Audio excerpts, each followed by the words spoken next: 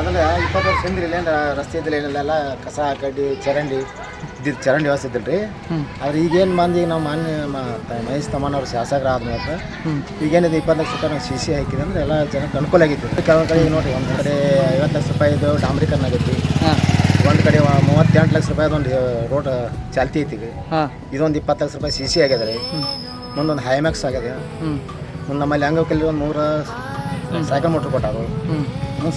ಮುಂದೆ ಅಲ್ಲಿ ನಮ್ಮ ಯಾರು ದವಾಖಾನೆ ಇದೆ, ಅಲ್ಲಿ ಒಂದು ತಿವರ್ಸ್ ಹಾಕ್ಯಾರಿ. ಈಗ ಏನು ರಸ್ತೆ ಒಂದು ಏನೈತಿ ರೀ, ಒಂದು 3.5 ಕೋಟಿ ರೂಪಾಯಿ ಒಂದು ರಸ್ತೆ ಅದು ಐತಿ. ಚಾಲ್ತಿ ಬಟ್ ಅಭಿವೃದ್ಧಿ ನಡ್ದೈತಿ ಸರ್. ಸಾಹೇಬ್ರು ಬಂದಿಂದೆ ಅಭಿವೃದ್ಧಿ ಚಲೋ ನೋಡ್ರಿ. ನಮ್ಮ ಶಾಸಕರು ಬಂದಮೇಲೆ ಭಾಳ ಅನುಕೂಲ ಆಗೈತಿ.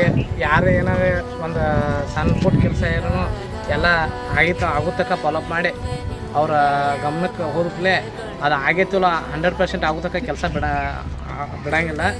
ಆದ್ಮೇಲೆ ಎಲ್ಲ ಕ್ಲಿಯರ್ ಆಗಿತ್ತು, ನಿಂದು ಆಗೈತೆ ನೋಡಪ್ಪ ಹಿಂಗೆಲ್ಲ ಹೇಳ್ತಾರೆ.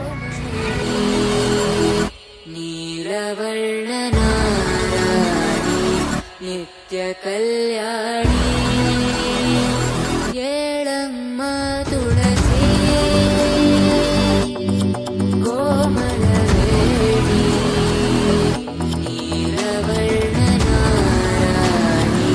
ನಿತ್ಯ ಕಲ್ಯಾಣಿ ಮುಡಿದ ಮಲ್ಲಿಗೆ ಹೂ